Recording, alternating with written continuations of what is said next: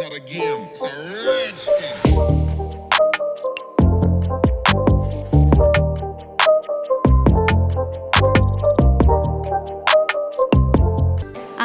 आज बनाएंगे crispy corn चाट। मैं हूं शिवानी, स्वागत है आपका रेसिपीज फ्रॉम दिल से चैनल पर। जिसने कभी भी क्रिस्पी कॉर्न चाट ट्राई नहीं की होगी, डेफिनेटली वो इस वीडियो को देखने के बाद एक बार जरूर ट्राई करेगा। शाम की गर्मा गर्म चाय के साथ ऊपर से ये क्रिस्पी, अंदर से सॉफ्ट, बनाने में आसान और खाने में मजेदार क्रिस्पी कॉर्न चाट बच्चों के तो फेवरेट है ही, आप इसे एज अ पार्टी स्टार्टर भी सर्व कर सकती हैं। तो स्टार्ट करते हैं इसे बनाना। साथ में मैं दूंगी इस वीडियो के एंड में कुछ यूजफुल टिप्स जिससे आप आसानी से इसे बना पाएंगे। तो चलिए बनाते हैं क्रिस्पी कॉर्न चाट।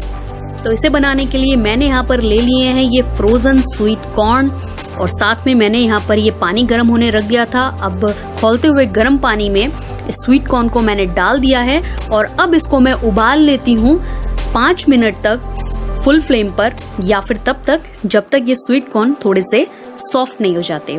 तो लगभग ये 5 मिनट में हाई फ्लेम पर हो चुके थे। तो जैसे ही ये एकदम सॉफ्ट हो जाएंगे, बॉईल हो जाएंगे, हम इसको छलनी में छान लेंगे।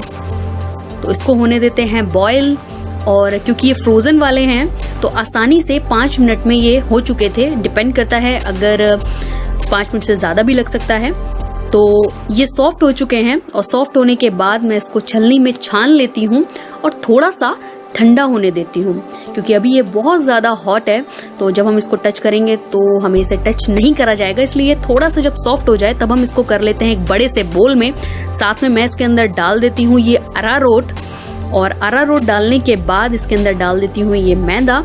और अब मैं अरारोट और मैदा को धीरे धीरे करके डालूंगी, यानी कि अभी मैंने सिर्फ 2 चम्मच अरारोट और 1 चम्मच मैदा डाला था। साथ में मैंने इसके अंदर डाला था नमक, और अब मैं इसको कर लेती हूँ मिक्स। तो धीरे धीरे हम इसको मिक्स करेंगे, क्योंकि हमारे जो कॉर्न्स हैं वो अभी थोड़े से गीले हैं, यानी कि मॉइस्चर है उसके ऊपर, तो ये अच्छे से कोट हो जाएगा इसके ऊपर मैदा और अरारोट जो हम डाल रहे हैं। तो एकदम से हमें सारा नहीं डालना है, थोड़ा डालना है, फिर इसे मिक्स करना है, फिर थोड़ा डालना है, फिर थोड़ा मिक्स करना है। और साथ में इसको एक अच्छा कलर देने के लिए मैं इसके अंदर हल्दी डाल रही हूँ और फिर से इसे मिक्स कर रही हूँ। अगर आपका ज़्यादा ड्राई हो रहा है तो आप थोड़ी सी छींटे पानी की डाल सकते हैं, अच्छे से फिर ये कोट हो जाएगा।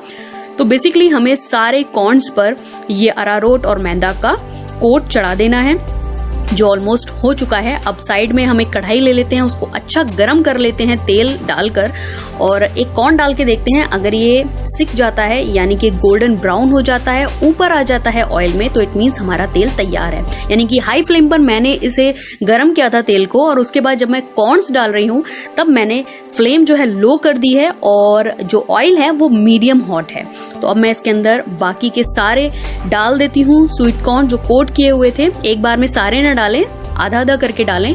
और एक चीज, जैसे आप इसे डालेंगे तो कई बार क्या होता है कि ये फूटता है कॉर्न, तो मैं आपको सजेस्ट करूंगी कि आप इसे डालने के बाद फौरन एक प्लेट से ढक दें और थोड़ी थोड़ी देर में से चलाते रहें। जब ये फूटना बंद हो जाए, कई बार एक आध दाना ऐसा होता है कि वो फूटता है, बट सेफ्टी के लिए आप इसको ढक दें, अदरवाइज कई बार उसकी छींट आपकी आंख में जा सकती है या व्हाटएवर कुछ भी हो सकता है।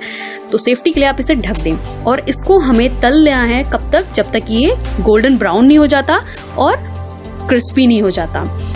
तो ये ऑलमोस्ट हो चुका है, धीरे धीरे हो रहा है ये, और जैसे जैसे ये कॉर्न्स हमारे डीप फ्राई होते जाएंगे ये तेल में ऊपर आते जाएंगे। तो जैसे कि मैंने आपको बताया कि फ्लेम जो हमें रखनी है वो रखनी है मीडियम टू हाई, लेकिन जब हमने कॉर्न्स डाले थे तब मैंने लो कर दी थी। तो आवाज़ सुनिए इसकी क्रंचीनेस का, एकदम क्रंची। ये स्वीट कॉर्न तैयार हुए हैं, और मैंने इसे टिश्यू पेपर में निकाल लिया था ताकि इसका एक्स्ट्रा ऑयल ये एब्जॉर्ब हो जाए।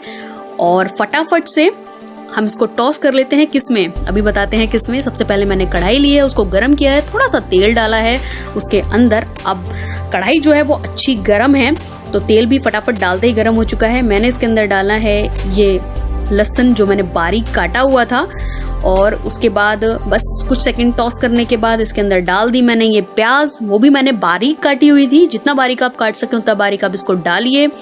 इसको भी कुछ सेकंड्स या लगभग 1 मिनट तक इसको आप टॉस कीजिए। फिर आप इसके अंदर डालिए ये हरी मिर्च बारीक कटी हुई, साथ में काली मिर्च का पाउडर। अगर आपको ज्यादा तीखा पसंद है तो you can add more green chillies. साथ में हम इसके अंदर डाल देते हैं रेड चिली सॉस। मेरे पास रेड चिली सॉस थी इसलिए मैंने ये डाली, अदरवाइज आपके पास रेड चिली पेस्ट है तो वो भी आप डाल सकते हैं। नहीं है तो आप बना भी सकते हैं। सूखी लाल मिर्चें लीजिए, उसके अंदर थोड़ा सा पानी डालिए, उसको पेस्ट बना लीजिए और डाल दीजिए। साथ में मैंने इसके अंदर डाल दिया था एक कटा हुआ बारीक धनिया, और लास्ट में मैंने इसके अंदर डाल दिए हैं ये डीप फ्राइड किए हुए कॉर्न्स। और फटाफट से इसको टॉस करेंगे और डाल देंगे इसके अंदर हम नींबू का रस, नहीं है तो विनेगर भी इस्तेमाल कर सकते हैं। और फटाफट से इसको सर्व कीजिए इमीडिएटली, अदरवाइज थोड़ी देर बाद इसकी क्रिस्पीनेस थोड़ी सी कम हो जाएगी, इसलिए फटाफट सर्व करें। अब देखते हैं इससे रिलेटेड टिप्स। सारे कॉर्न्स को एक साथ डीप फ्राई ना करें और मेक श्योर जब आप डीप फ्राई कर रहे हो तो ऑयल जो है वो मीडियम हॉट होना चाहिए। बाकी के आज बनाएंगे स्वीट कॉर्न ढोकला या मकई के दानों का ढोकला। मैं हूं शिवानी, स्वागत है आपका रेसिपीज फ्रॉम दिलसे चैनल पर। ये ढोकला बेसन के ढोकले से बहुत कम समय में तैयार हो जाता है और खाने में बहुत अच्छा और सॉफ्ट लगता है। इसे मैं बिना बेसन के सूजी और सिर्फ मकई के दानों से बनाऊंगी, तो चलिए शुरू करते हैं।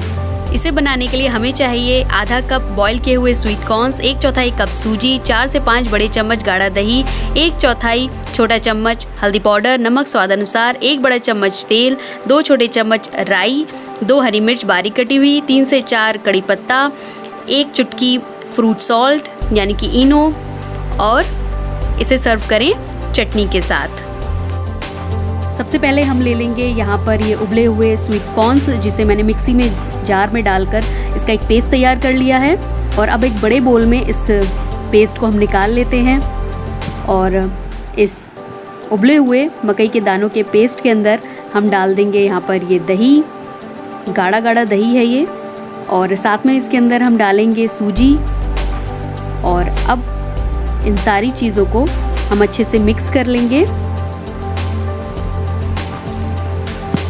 जब ये सारी चीज़ें अच्छे से मिक्स हो जाएंगी तब हम इसके अंदर डालेंगे नमक। नमक डालने के बाद हम इसके अंदर डालेंगे बारीक कटी हुई हरी मिर्च।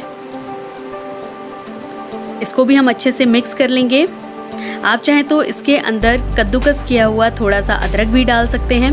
अब हम कलर के लिए इसके अंदर डालेंगे हल्दी पाउडर।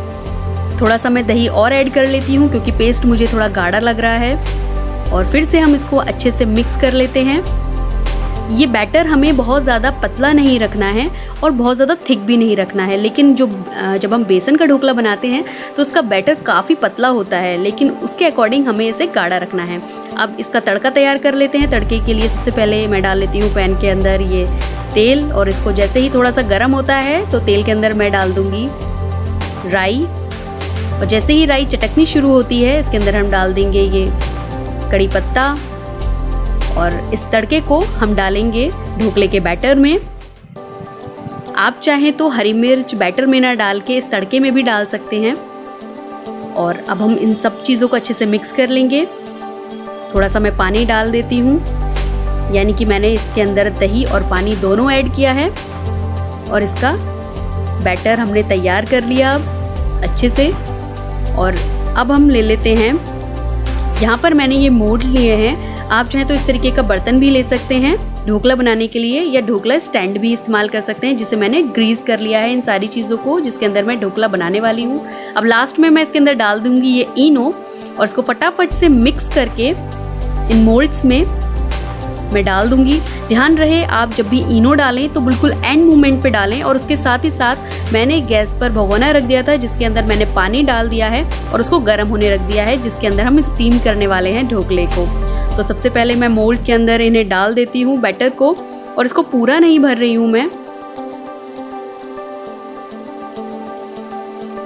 अब इस भगोने में मैंने स्टैंड रखा हुआ है, नीचे पानी डाला हुआ है 2 ग्लास, और जब ये गर्म हो गया था पानी तो इन मोल्ड्स को मैंने रख दिया है। अब ढक कर मैंने इसे कम से कम 20 मिनट तक फुल फ्लेम पर इसे पका लिया है। 20 मिनट बाद हम इन मोल्ड्स को निकाल लेंगे और इसको पूरे तरीके से ठंडा होने देंगे। और ठंडा होने के बाद नाइफ की मदद से इस तरीके से इसके किनारों को थोड़ा ढीला करेंगे, उसको पलट देंगे और ये ढोकला हमारा बनकर तैयार है। गार्निश करेंगे कड़ी पत्ते से और नारियल से। तो लीजिए, एंजॉय कीजिए इसे। आई होप आपको ये पसंद आया होगा। अब देखते हैं इससे रिलेटेड टिप्स। बैटर के लिए हमेशा खट्टा दही इस्तेमाल करें और बैटर को बहुत ज्यादा पतला ना करें वरना ढोकला सही से बनेगा नहीं। आज बनाएंगे स्वीट कॉर्न पकौड़ा या फ्राइटर्स। आज स्पेशली बच्चों के लिए रेसिपी है, उन्हें आप ये टिफिन्स में दे सकते हैं या बर्थडे पार्टीज में बना सकते हैं। So watch another way sweet corns को एंजॉय करने का। हमें चाहिए 1 कप बॉईल किए हुए स्वीट कॉर्न्स, आधा कप बॉईल किए हुए स्वीट कॉर्न जिन्हें मैंने मैश कर लिया है, 1/4 कप बॉईल किए हुए आलू जिसे मैंने मैश कर लिया है, 2 से 3 बड़े चम्मच मैदा और 3 से 4 बड़े चम्मच ब्रेड क्रम्स, नमक स्वाद अनुसार, 1 छोटा चम्मच काली मिर्च पाउडर, 1 बड़ा चम्मच तंदूरी मायोनीज और तलने के लिए तेल। तो सबसे पहले इसे बनाने के लिए मैंने यहाँ पर एक कढ़ाई ली है और उसमें डाल देती हूँ मैं पानी, और पानी को मैं कर लूँगी बॉईल थोड़ा सा नमक डालकर, और इसके अंदर मैं डाल देती हूँ स्वीट कॉर्न्स और इसको कर लेती हूँ लगभग 5 मिनट तक फुल फ्लेम पर बॉईल, जब तक ये सॉफ्ट नहीं हो जाते। तो अब ये कॉर्न हो चुके हैं सॉफ्ट, इसको हम ड्रेन आउट कर लेते हैं, इसका सारा पानी निकाल देते हैं। तो उसके लिए मैंने यहाँ पर ये छलनी ली है और इसके अंदर मैं इसको खाली कर लेती हूँ, इसका सारा पानी निकाल देती हूँ। इसका सारा पानी निकल चुका है और अब हम करते हैं आगे का प्रोसेस। तो उसके लिए मैंने यहाँ पर लिया है एक बड़ा बोल, इसके अंदर ये हमने जो बॉईल किए थे स्वीट कॉर्न्स वो डाल देते हैं। साथ में मैंने यहाँ पर ये 1/4 कप स्वीट कॉर्न्स को अच्छे से मैश कर लिया है, क्रश कर लिया है। और उसके बाद हम इसके अंदर डालेंगे ये उबला हुआ आलू जिसे मैंने कद्दूकस कर लिया था, साथ में मैदा और ब्रेड क्रम्स, कुछ काली मिर्च। इसके अंदर हम लाल मिर्च ऐड नहीं कर रहे क्योंकि हम ये बच्चों के लिए बना रहे हैं, और साथ में हम इसके अंदर डाल देंगे नमक। और अब हम इन सारी चीज़ों को अच्छे से मिक्स कर लेंगे। अगर आप ये डिश अपने लिए बना रहे हैं तो आप इसके अंदर लाल मिर्च पाउडर भी डाल सकते हैं, साथ में कुछ कटी हुई हरी मिर्च भी डाल सकते हैं, लेकिन हमें बच्चों का ध्यान रखना है इसलिए मैं इसके अंदर ये सब चीज़ें नहीं ऐड कर रही हूँ। साथ में अब हम इसके अंदर डालेंगे ये तंदूरी मायोनीज़ जो मार्केट में आसानी से मिल जाती है और हमारे ये स्वीट कॉर्न पकौड़ा को एक अलग फ्लेवर देगी। अब ये सब चीज़ें अच्छे से हो चुकी हैं मिक्स, और हम फटाफट से इसके पकौड़े बना लेते हैं। कुछ इस तरीके से मैं सारे पकौड़े बनाकर प्लेट में रख लूँगी। उसके बाद मैंने यहाँ पर कढ़ाई में तेल लिया है और उसको हाई फ्लेम पर पहले गरम कर लिया था और उसके बाद फ्लेम लो कर दी है। और जब ये हमारा ऑयल मीडियम हीट होगा तब हमें इसके अंदर अपने ये पकौड़े डालने हैं। अगर ये ज़्यादा तेज़ होगा गरम तो पकौड़े डालते ही एकदम से जल जाएंगे। तो ध्यान रहे कि ऑयल जब आप पकौड़े इसके अंदर डाल रहे हो तो सिर्फ मीडियम हीट हो, और ये इन पकौड़ों को हमें सुनहरा होने तक तल लेना है, जो कि ये हो चुके हैं। लीजिए तैयार हो गए हमारे स्वीट कॉर्न पकौड़ा या फ्राइटर्स। एकदम इजी रेसिपी है और हेल्दी है और टेस्टी भी। और इसके अंदर जो मैंने मायोनीज डाली है वो इन पकौड़ा को एक अलग फ्लेवर देगी और बहुत टेस्टी बने हैं ये। सो एंजॉय कीजिए इसे, स्वीट कॉर्न पकौड़ा को अपने बच्चों को खिलाइए। I hope you like my video. Thanks for watching my video. अब देखते हैं इससे रिलेटेड टिप्स।